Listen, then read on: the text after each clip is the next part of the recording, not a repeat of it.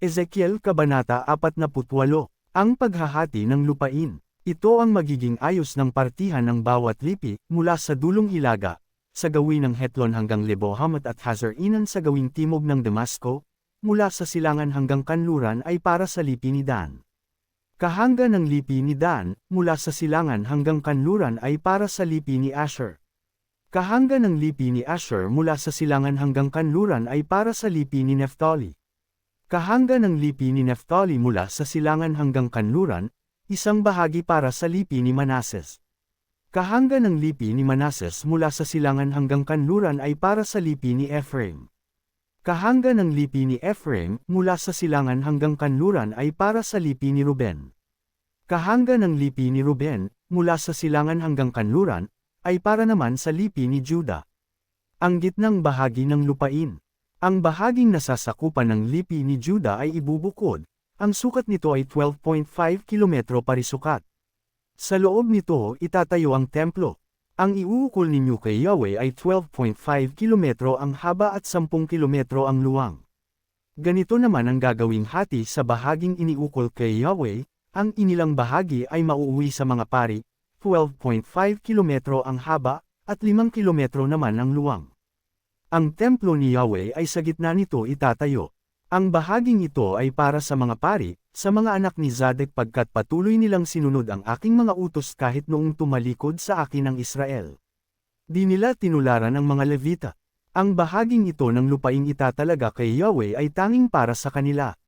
Katabi nito sa gawing timog ay para naman sa mga Levita, 12.5 kilometro ang haba at 5 kilometro naman ang luwang. Hindi nila ito maaaring ipagbili o ipagpalit, ni hindi nila ito maaaring isalin sa iba pagkat itinalaga kay Yahweh. Ang natitirang 2.5 kilometro sa luwang, at 12.5 kilometro sa haba ay para sa lahat. Maaari itong tirhan at gamitin ng kahit sino at sa gitna nito ang lunsod. Ito naman ang sukat ng lunsod, 2,250 metro ang haba, gayon din ang luwang. Sa paligid nito ay mag-iiwan kayo ng bakanting 125 metro. Ang natitira pa sa magkabilang dulo na humahanga sa bahaging iniukol kay Yahweh na tig 5 kilometro ang haba at 2,2 kilometro ang luwang ay para naman sa mga mag-aasikaso ng lunsod, lahat ng aanihin dito ay ukol sa kanila.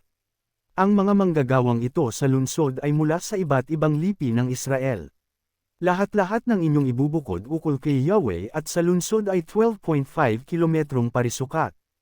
Ang kaparte ng pinuno. Ang natitira sa magkabilang panig ng itinalaga kay Yahweh at ng bahagi para sa lunsod ay ukol naman sa pinuno. Ang ukol kay Yahweh at sa lunsod ay nasa gitna ng dalawang bahagi ukol sa pinuno at ito naman ay nakapagitan sa bahaging ukol sa lipi ni na Juda at Benjamin.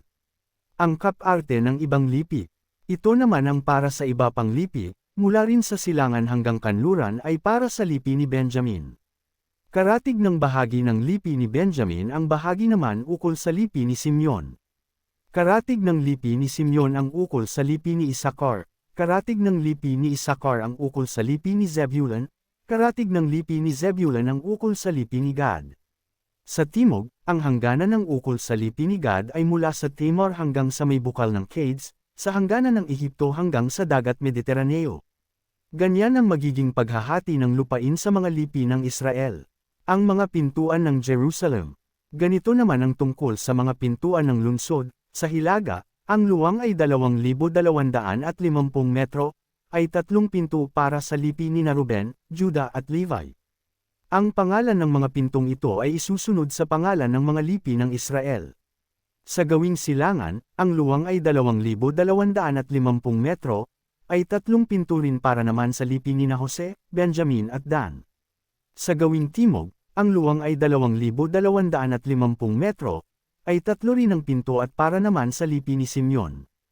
Isakar at Zebulun, sa gawing kanluran, ang luwang ay 2,250 metro, ay 3 pinto rin at para naman sa lipi ni Gad, Asher at Neftali. Ang sukat sa paligid ng lunsod ay 9,000 metro. Mula ngayon, ang ipapangalan sa lunsod ay, naroon si Yahweh.